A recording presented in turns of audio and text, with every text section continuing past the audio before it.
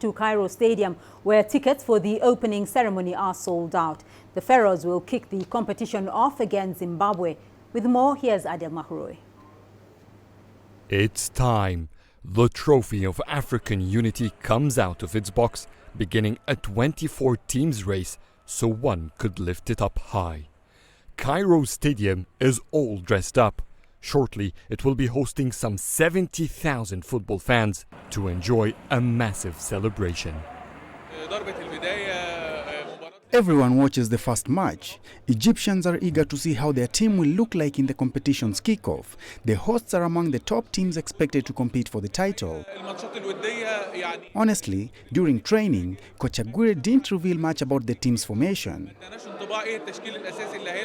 Egypt will clash with Zimbabwe in the opening match. Fellow Group A members Uganda and DR Congo will clash on Saturday.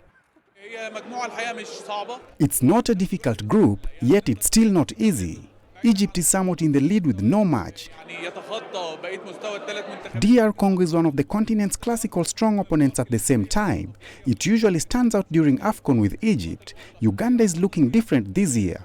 If a third team is chosen from this group, I think those three could make it to the knockout stage. Egypt and Zimbabwe have met 12 times. The Pharaohs only lost once. There is much more to the first match than who would win from Egypt or Zimbabwe.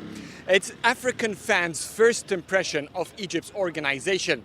And the first impression in the AFCON usually lasts. Adel Mahroui, CGTN, Cairo.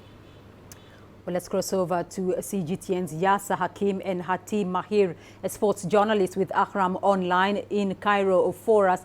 Yasser, must be a very exciting moment over there. It's just hours to the kickoff before Egypt plays Zimbabwe. What's the mood like where you are? Well, the countdown is very close now. We're just a few hours away from the opening game. Already I'm in one of the fan zones that are open for viewers to come here for free. And already most of it is packed behind me. And there are kids playing around, getting ready. There are games for them until the match begins. The whole country is bracing for the championship. The president is going to attend the opening game and the opening ceremony, which shows how important this championship is for Egypt.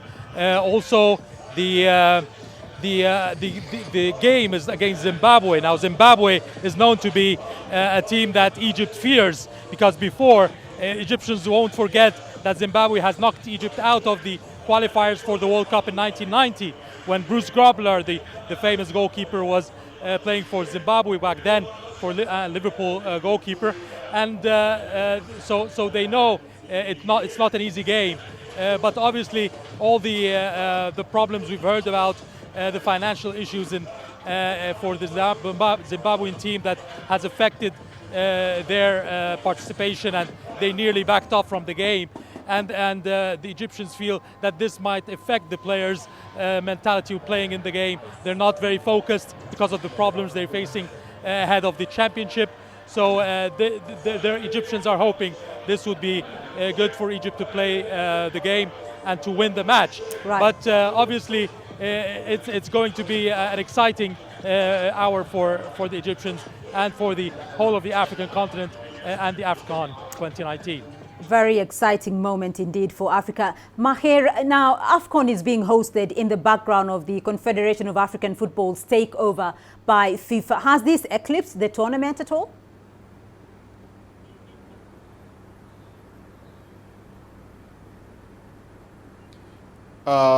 Not really, at least at home, at least in Egypt, where the tournament is taking place.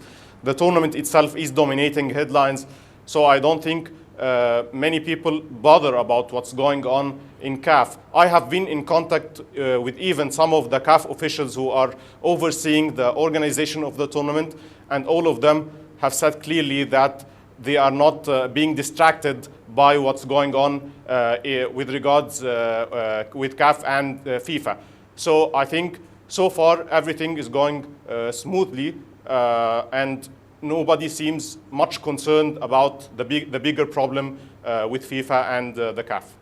Yes, Many Africans will be traveling to Egypt to watch the matches. Now, Egypt has stringent immigration laws. Has this prevented football fans from traveling to watch the tournament?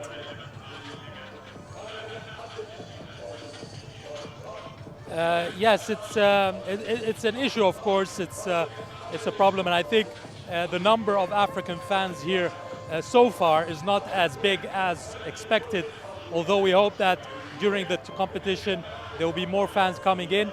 There has been some facilities given to fans who want to attend away from the normal visa complications and immigration issues.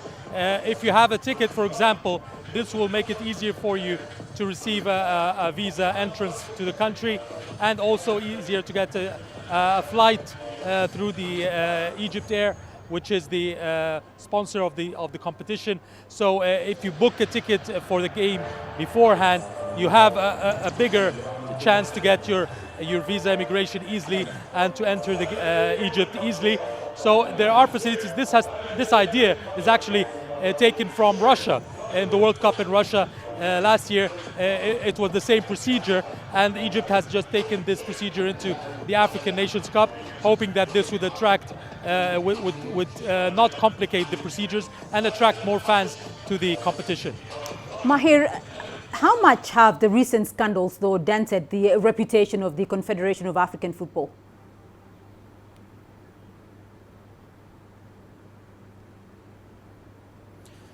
I believe this will severely dent the reputation of CAF, because this has never happened before, as far as I remember. It has never happened that FIFA interferes so much in the affairs of the CAF. So this naturally means that the FIFA president does not trust the CAF chairman.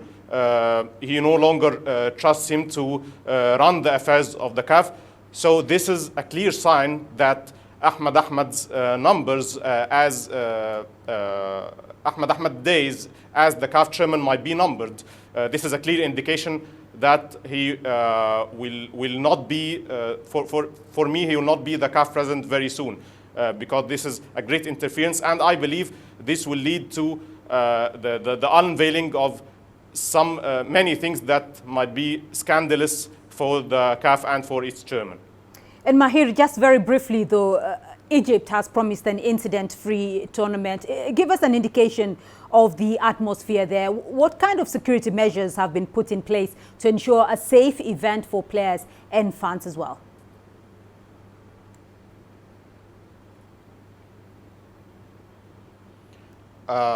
Security authorities in Egypt have deployed a huge number of security forces all over the country, especially at the venues that will host the tournament.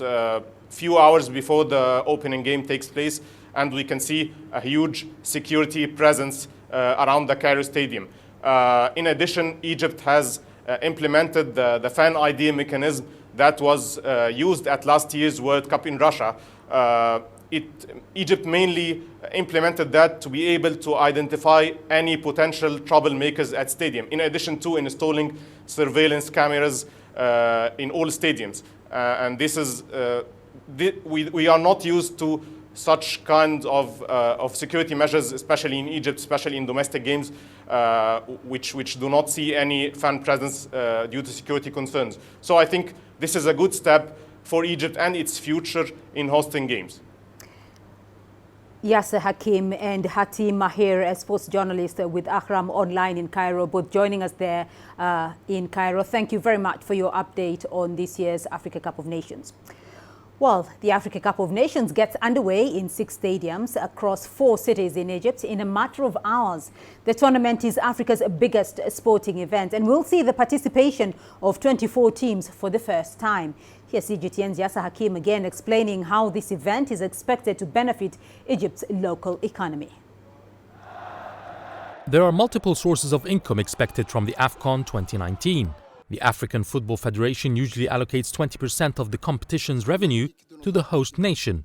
However, some experts believe Egypt should receive a higher percentage this year. It's quite unfair for the host nation to gain only 20% of the total revenue. First, the number of teams have increased from 16 to 24, which means more expenses for preparing the tournament. Second, Egypt has taken over the cup after Cameroon withdrew from hosting. It had only 4 months to prepare for it, and it's a very short period to market the tournament. So at least the federation should raise Egypt's share from the income. Besides the stadia, the basic infrastructure such as accommodation and transportation links for the tens of thousands of fans has been up to scratch in record time. The cost has exceeded the expected $25 million. Egypt has spent so much in such a short period to ensure the organization is at the highest quality. So the $25 million forecast by the African Federation is much lower than the actual expenses. But Egypt knew, when offered to host the tournament, that the financial rewards will not be so high. Such a big tournament in Egypt would send a positive image to the international community that Egypt is now safe and secure.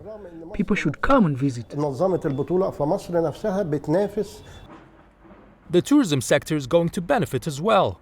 During their stay, African fans are expected to visit the famous ancient Egyptian sites in Cairo and other cities. A large chunk of revenue will come from advertisement, sponsorship deals, and a special sports channel with local exclusive rights to the tournament. There are no details about the approximate revenue expected from AFCON 2019, although officials hope it would exceed the $35 to $40 million. And as important, the success of the tournament would be a good advert for Egypt abroad. Yas Hakim for CGTN, Cairo.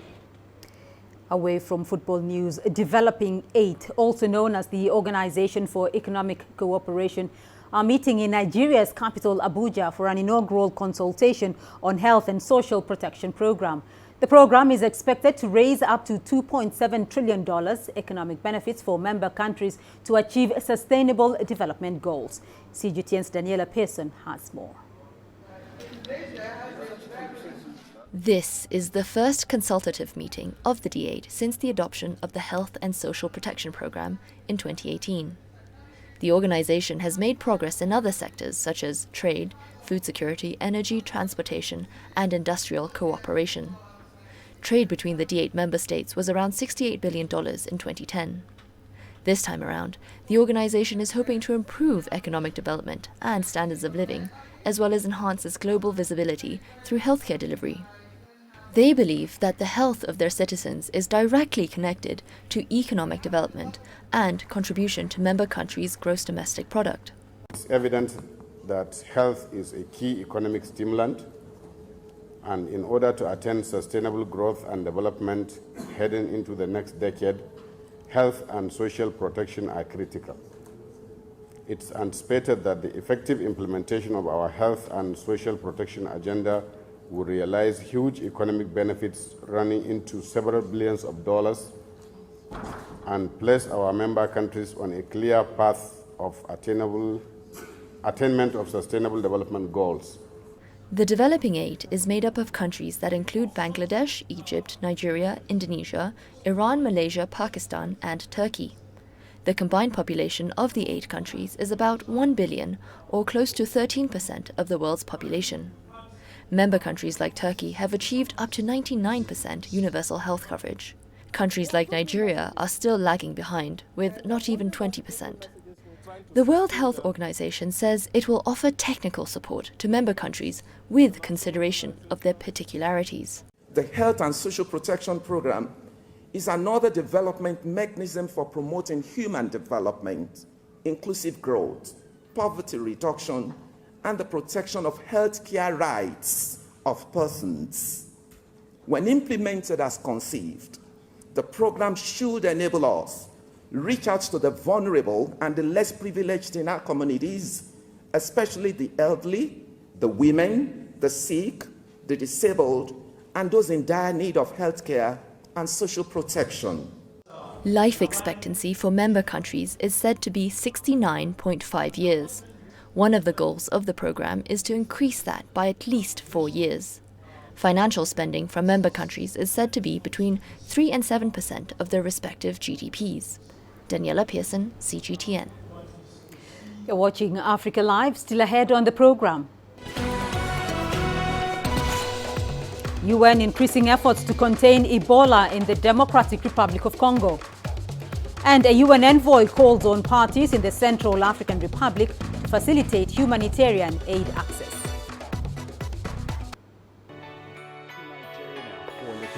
Data out of the country. The country's foreign currency reserves. With a dedicated and diverse team of anchors, CGTN now brings Africa to the palm of your hand. I'm Penina Karibe in the heart of Nairobi, which is bustling. From everyday heroes to the continent's most powerful figures, we bring their voices to you. We haven't changed. And this is something most of us are very excited about. We bring you news that's changing perspectives. I'm Ucheoko reporting from Nairobi City Center. News that brings Africa to the world.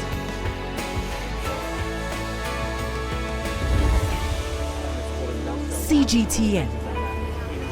See the difference.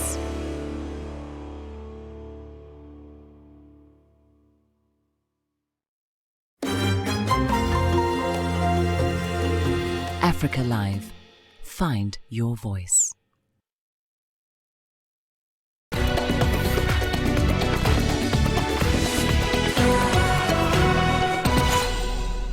The United Nations says it is increasing efforts to contain the Ebola outbreak by working closely with political and religious leaders in East Africa's Ebola hotspots. The fight against the killer disease has been hampered by regional fighting and misconceptions by locals. CGTN's Chris Ochamringa has more from Kinshasa. The Ebola outbreak in the DRC has experienced a spike in activity, with nearly 50 new cases recorded by the country's health ministry over the past 3 days. The Mabalako health zone in the east is one of the areas reporting an increase in cases. That's the zone where a 5-year-old boy who crossed into Uganda with Ebola is believed to have contracted the disease. The boy has since died.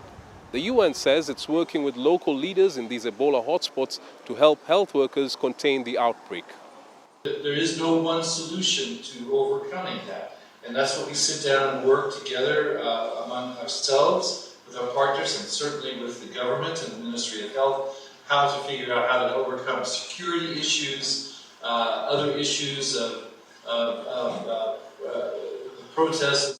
But efforts have been hampered by attacks on health workers and treatment centers in the North Kivu province. Officials say close to 1,500 people have died of the deadly disease since the outbreak was first reported in August last year. And a severe funding gap to contain the disease has been reported by the World Health Organization, who are calling on world leaders to help contribute towards efforts to end the outbreak. Chris Ochamringa, CGTN, Kinshasa, Democratic Republic of Congo. Let's now head to the Central African Republic, where the UN representative is now calling on parties involved in the conflict to allow local populations access to humanitarian aid. As Penina Karibe reports, the envoy is also raising concern over the dire humanitarian situation of the Central African nation. While delivering a progress report to the United Nations Security Council on the Central African Republic, Special Representative Mankour Ndiaye painted a picture of a sad humanitarian situation. The disastrous humanitarian situation continues to be an obstacle to the prospects for durable peace, as people are not in a position to meet their most basic needs. 2.9 million people, half of them children, need humanitarian assistance and protection. 2.1 million people are facing food insecurity. It is essential for the peace agreement to contribute towards creating better access to humanitarian assistance and for development activities to be launched in those areas which are already stable. According to Ndiaye, the people of the Central African Republic deserve a gift of lasting peace as a result of the peace agreement which was signed in April between the government and armed groups. The National Consultation for the Creation of the Truth, Justice, Reparation and Reconciliation Commission will allow Central Africans to contribute their views on how best to ensure redress for victims of abuse, the application of justice for those involved in grave crimes, and the path towards national reconciliation. The road in front of us, in order to arrive at a lasting peace, will be a long one.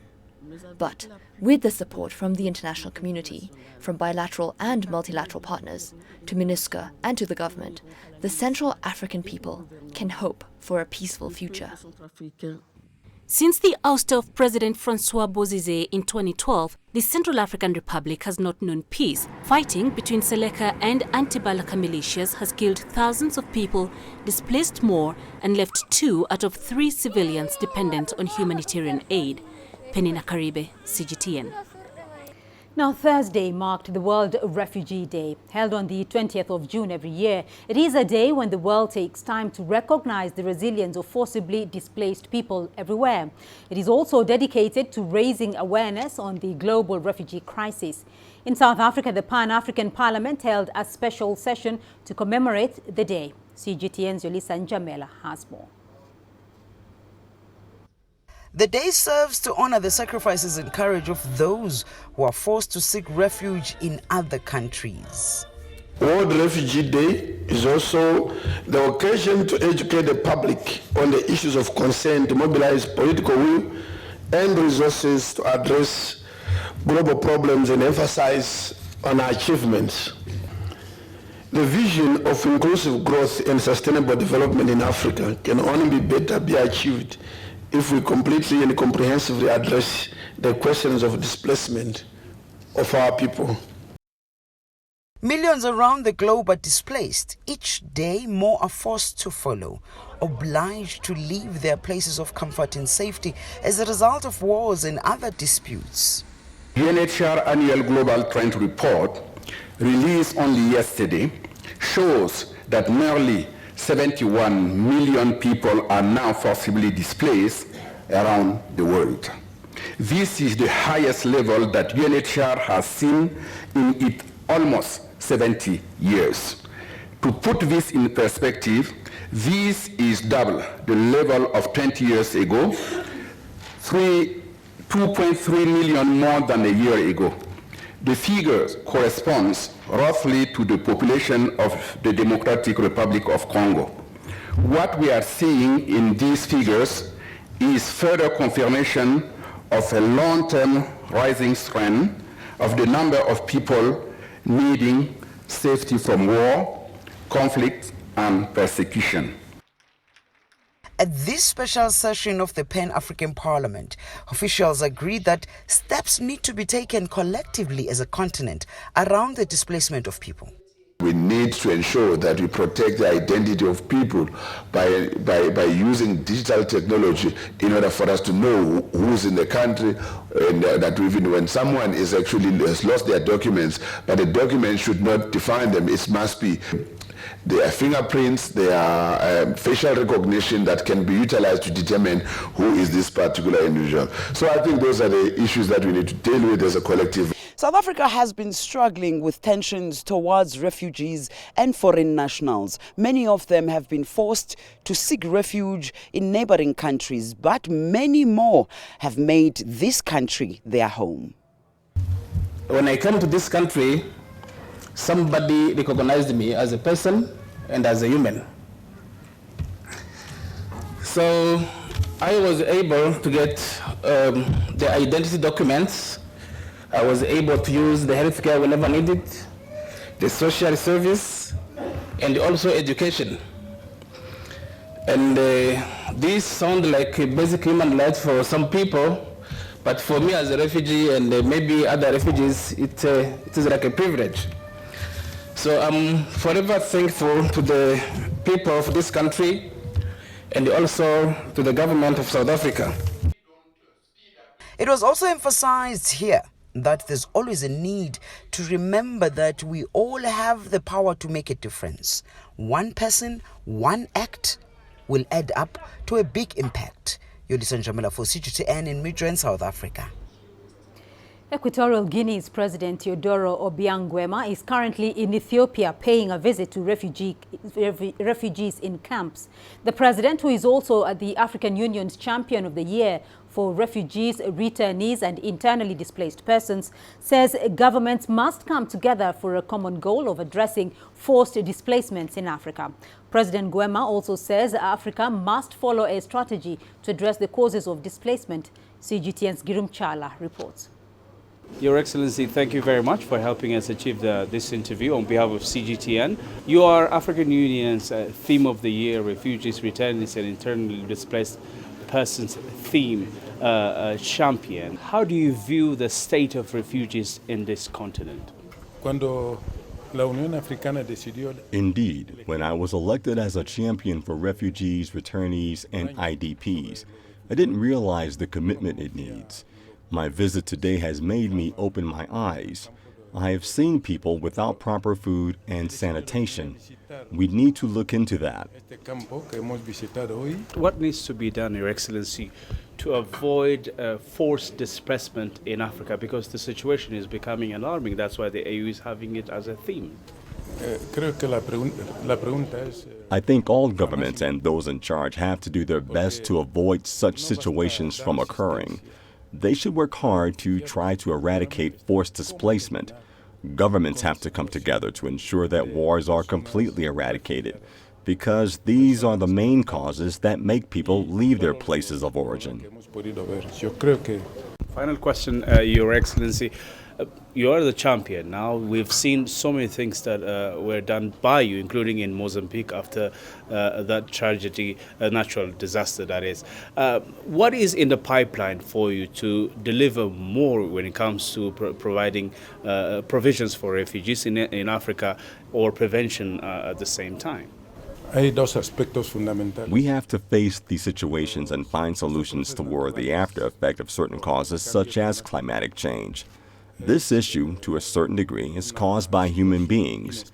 The issue in South Sudan has been there for a long time. We, however, did not expect the situation in its neighboring country, Sudan, to occur. We have to find a solution to solve these issues amicably. We also have issues of famine, hunger. I don't think there's a reason for people to go hungry. We have several provisions set up that take care of people dealing with hunger. We need to look into all these situations and find ways to deal with them. Over in Uganda, a Chinese construction crew has been hosting a friendly football match. The China Construction 5th Engineering Bureau is currently upgrading a 73-kilometer stretch of road in Kapchorwa district located near the Uganda-Kenya border. The match was organized to break the ice with local residents and authorities. A dream team of both Ugandan and Chinese players managed to secure a hard-earned victory in the penalty kill. I have lived in China for a long time, so I understand the Chinese culture. When we first came to this area, the locals did not know much about us. I want to use this opportunity to strengthen our communication and build trust with residents and the local government. To Senegal now, where the first African summit on female genital mutilation and child marriage has concluded in the capital, Dakar. The summit focused on strategies to eradicate these traditional practices by 2030. CGTN's Laura Walubengo has more. Leaders from at least 20 countries in Africa and the rest of the world attended the summit. Discussions highlighted the plight of girls in Africa, promoting an accelerated implementation of a zero-tolerance policy on FGM and child marriage by 2030. To end female genital mutilation across the world, across Africa, partnership very important. Governments need to lead by introducing laws, policies, and put in place programs that are financed using domestic resources. With 76.3%, Niger has the highest rate of child marriage in Africa.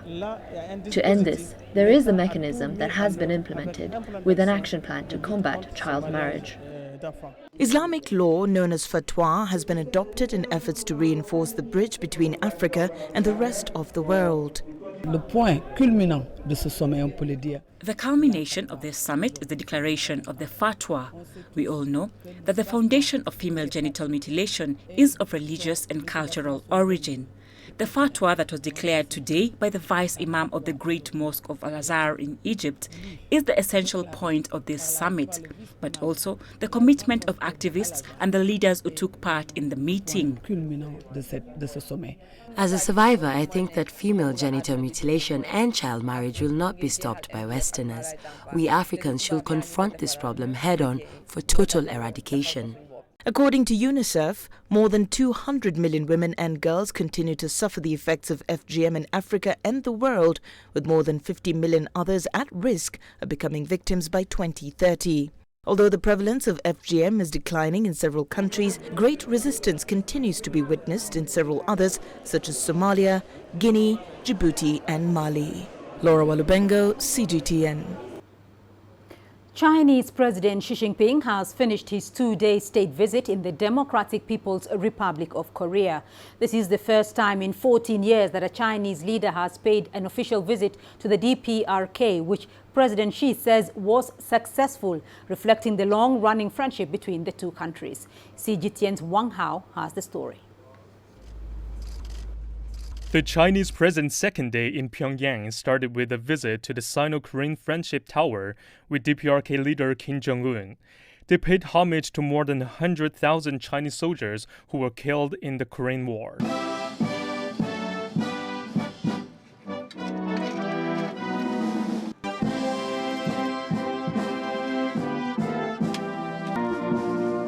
After the two countries' national anthems were played and flowers were presented by honor guards, she stepped forward to arrange the ribbon, which reads, "The martyrs of the Chinese People's Volunteer Army are immortal." There was then a moment of silence for the martyrs of the Chinese People's Volunteers.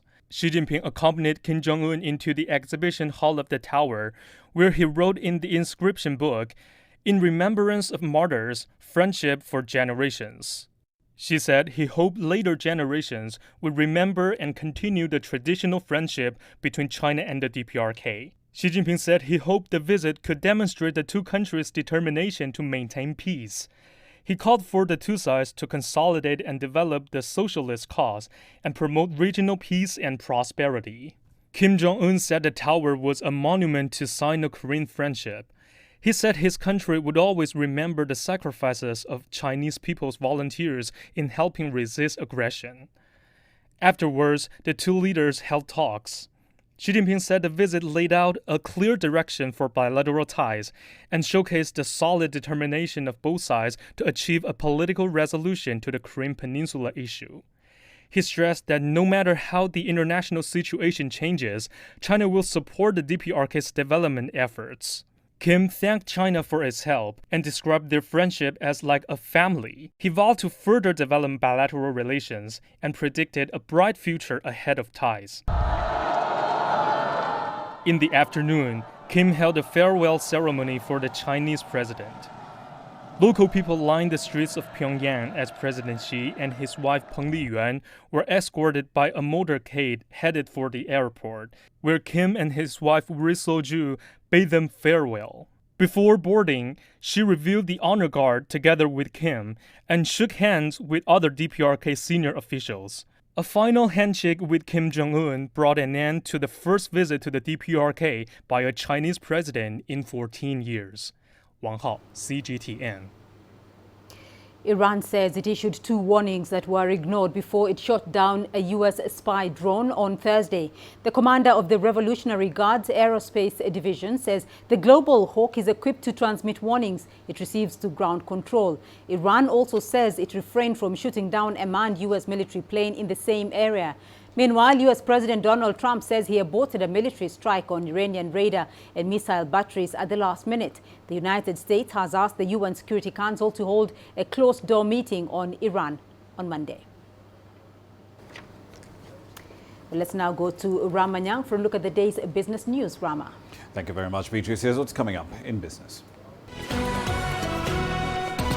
South Africa's president lists job creation and Eskom's restructuring as among priorities in his State of the Nation address. And economic experts from the Middle East and North Africa discuss further economic integration.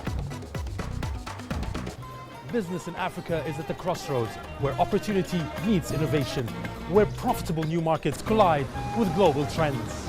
From the sound of an African bell on a stock market's floor to the shout of the trader in a bustling free market, it's colorful, vibrant, and exotic. CGTN stands at the gateway to Europe, Africa, and the Middle East. From Morocco to South Africa, we talk to the deal makers and actors who fuel its engines of growth. Only on CGTN.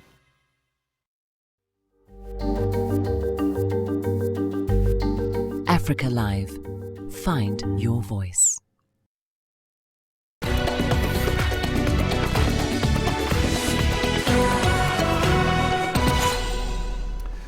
Welcome back. South Africa's President Cyril Ramaphosa has outlined priorities for his administration during the State of the Nation address. Speaking to Parliament in Cape Town on Thursday night, he acknowledged that while South Africa is facing quite a few economic struggles, his government is determined, he says, to create jobs. CGTN's René Delcam was there. President Cyril Ramaphosa says South Africa has done a lot to meet the basic needs of people over the past 25 years of democracy. But during a State of the Nation address before Parliament, he said the country had inherited a devastated economy built to serve the interests of a few during apartheid. Not enough jobs are being created in our country. This is the concern that rises above all others. It affects everyone. It affects every household. President Cyril Ramaphosa said the persistent legacy of apartheid had left South Africa with extreme structural problems, both economic and social. And in a country where there was negative economic growth and limited public finances, economic transformation and job creation had to be top priorities. He vowed his government would create 2 million jobs over the next decade. He said it would also take urgent action to help rescue South Africa's major cash-strapped power utility, Eskom, by delivering a significant portion of the $16 billion of financial support that Eskom will require over the next decade. This we must do because Eskom is too vital to our economy and it cannot be allowed to fail. Eskom is our collective responsibility as a nation and we must make sure that we support it. But the State of the Nation address received a mixed response from political parties. South Africa is in crisis. It needs a plan today. We should have spoken about cities and how we can allocate more budgeting to make sure cities are able to respond to economic responses. Today, it felt like the president was living in his own planet while the rest of the country is living a nightmare. The biggest disappointment is that Cyril wanted to be president for the past 3 decades, but he doesn't know why he wanted to be president. You need to attract investors, work together with labor, business, civil society and government. That partnership of society is very, very important and it will ignite once more our economy. Challenges that many opponents say sound good on paper but are short on details. René Delcam, CGTN, Cape Town, South Africa. Now here's one such example in the labour market. South Africa is facing a severe shortage of developers. That's left major sectors like financial institutions struggling to recruit employees with critical coding skills. Now a small alternative academy in Johannesburg is trying to change that. CGTN's Alexandria Majala found this report. In South Africa's We Think Code Academy, there are no teachers or classes and students don't need to have any prior experience or qualifications to enroll. The Johannesburg-based schools program focuses on peer-to-peer learning for students to learn how to develop websites, programs and apps. A program like We Think Code democratizes the opportunity by saying it doesn't matter what your prior educational background is, it doesn't matter what your prior social background is, you could be born to code and here's an opportunity to include you in the economics of technology. Students are selected through an intensive boot camp that sees only the top 1% with quantitative skills admitted to the school. The academy started in 2015, offers an intensive 2-year program for the students. South Africa is facing a severe shortage of computer skills, leaving major sectors such as financial institutions struggling to recruit employees with critical skills. Our universities are doing a great job of delivering technical skills that are desperately needed within the business space. The reality is that they can't keep up with the demand, and the university channel focuses on a very specific type of high school education, which then feeds into what they do. Unemployment in Africa's most advanced economy has remained stubbornly high since white minority rule ended 25 years ago. President Cyril Ramaphosa is on record that youth unemployment in the country has become a national crisis.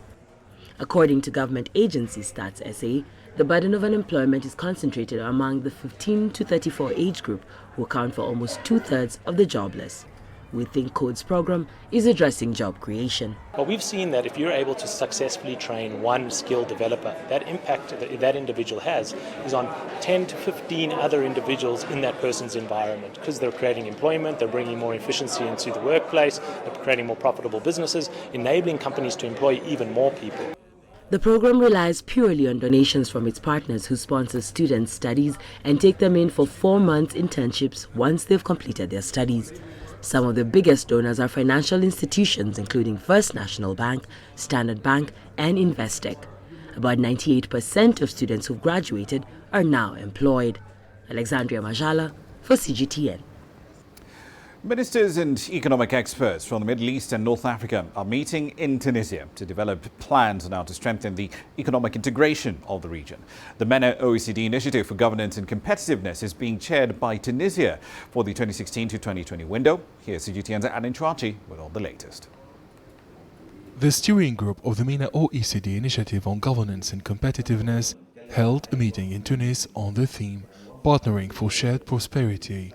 Authorities in Tunis said the regional integration of the Middle East and North Africa remains a difficult challenge to reach at present, given the escalation of conflict in some countries. The region's economic integration is impossible amid political instability and insecurity. It's below 10%.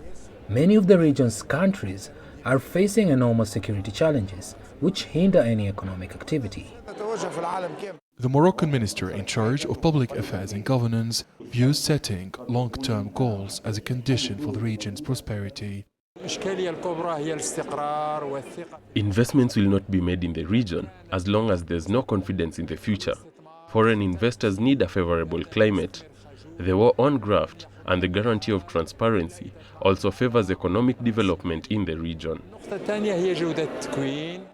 The EU ambassador to the Organization for Economic Cooperation and Development pointed out that the challenges facing the MENA region are manifold. There are two priorities. First, re-establishing the confidence of the region's citizens in governments. For this, we have a program called Governance. It aims to provide the government's best service to the people. Second, the competitiveness, which is based on identifying the suitable products and jobs for youth and women for better regional integration. Tunisian and foreign experts view the distribution of wealth, the diversification of economies and overcoming the digital divide as priorities in the region. On the occasion of the meeting of the MENA OECD Initiative on Governance and Competitiveness, the Minister of Investment pointed out the need for MENA countries to harness the potential of digital transformation and innovative entrepreneurship to unleash the potential for growth and development in the region. Adnan Shawishi, CGTN, Tunis. Well, our story for you coming from France this time, where the annual Paris Air Show has essentially wrapped up. Now, every 2 years, Europe's busiest private airport is transformed into an enormous shopping mall where you can find anything from airplanes to aerospace tech to the latest in military innovations. CGTN's Stefan de Vries was there. Visitors from all over the world, many of them in uniform, are discovering the newest trends on the ground and in the sky. But dark clouds are gathering above the fair. The mood at this year's Paris Air Show is gloomy. Worldwide trade tensions, geopolitical insecurity and struggling economies have dampened the expectations at the world's largest air show. The industry has been shaken by the problems at Boeing. The American aircraft manufacturer is struggling getting its 737 MAX back in the air after 2 deadly crashes within 6 months. In the near future, industry insiders say they expect the real growth to come from outside Europe and the US. If we look at what's driving kind of passenger, growth, it's coming out of Asia and to some degree the Middle East, and there seems to be no signs of that slowing down. Exhibitors from all over the world show their latest technology in aeroplanes and aerospace, like this airplane of the Japanese Defense Force, for instance. There's also a strong presence from China. 19 companies are presenting their latest innovations. The Chinese aircraft manufacturer AVIC has one of the biggest stands at the show, displaying a full-size model of a cockpit and models of their complete ranges of military and civil aircraft. This weekend, the Paris Air Show will be open for the general public. Around 300,000 visitors are expected to come and see the latest in military and aerospace technology. This is Stefan de Vries at Le Bourget Airport, Paris, for CGTN. Quite a bit of hardware on display. I'll leave it there for the time being, but I'll be back at the top of the hour. The South African Rand will be in focus at that point in time. It's dropped in early Friday trade in reaction to the State of the Nation address. What did the market like and not like in that speech? We'll have some answers for you live from Johannesburg at 1800 GMT. See you then. For now, back to Beatrice. Rama, thank you. And we still have more news for you here on the program. Here's what's coming up. Creativity transforms a suburb in South Africa into an art destination. Join us in Global Business and see Africa through our eyes. The greatest journeys, the greatest sights, the greatest adventures. Here in Kanata, this weir allows the locals to walk on water. We're far more than just TV news. We're your passport to the wonders of Africa. To bring you stories of struggle, survival and hope.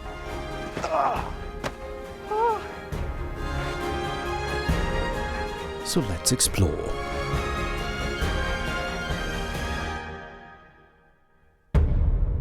CGTN. See the difference.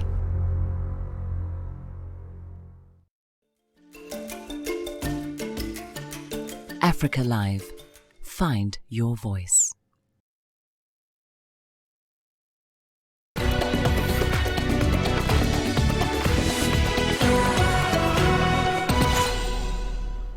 The Johannesburg suburb of Westdean is fast turning into a little haven as a graffiti artist's playground. Prominent artists are provided with clean walls by residents to produce their best works of art. The area now boasts some of the most extensive collection of graffiti art in South Africa. The work is done under the umbrella of the Westdean Graffiti Project. Yolisa Jamela has more. Westdean Graffiti Project is a community project where residents donate their walls. Artists are given free rein regarding the concept of the art. Over 50 works by significant artists adorn the street walls of houses all over the suburb. We're trying to also empower our community using art. Why are we putting ourselves into trouble? Let's now start communicating with the property owners of these buildings. Let's create a relationship with the people that we want to use their surfaces. From our experience, a project like this is the first time it's been done, where people have voluntarily given their walls to graffiti artists to come and work on them and give of their time and their skills, their art. As you can see in Westdean, if you see all the art around, it is truly beautiful work. So no, it hasn't been done anywhere else as far as we know. The walls have been covered with graffiti art by some of the most well-known artists in the country. Most of the participating residents have allowed great freedom to the artists. There's a captivating turnover of new walls and new art here in Westdean as residents allow artists to paint their walls, which is quite interesting because graffiti has had a bad reputation of being a subversive activity. For some, graffiti means unsightly scrawls and vandalism. Graffiti is very controversial, and it is not for everybody. There's obviously people who do not agree with graffiti, but what we have done is not the tagging, the true vandalism of graffiti. This is art, and this is an expression of art.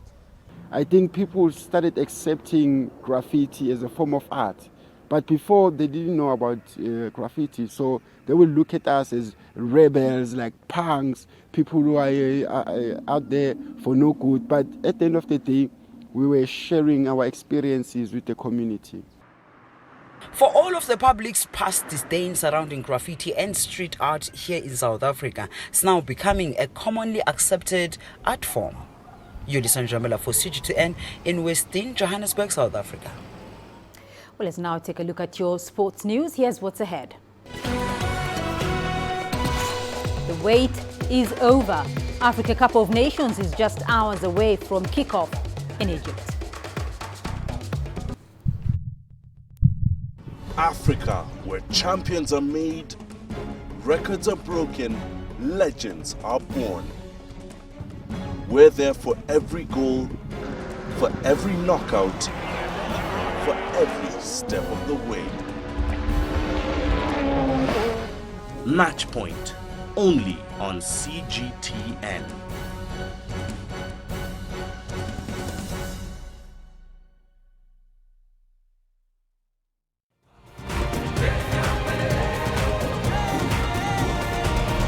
Africa Live. Find your voice.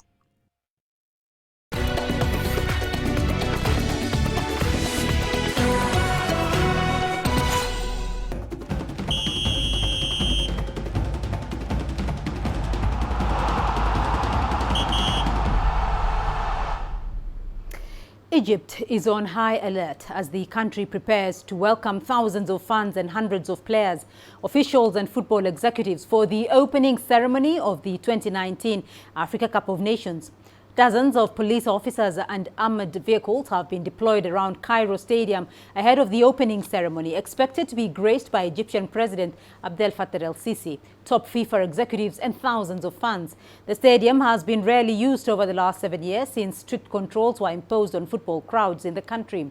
Hosts Egypt will play Zimbabwe in the opening match. Well, Africa Cup of Nations defending champions Cameroon have reportedly ended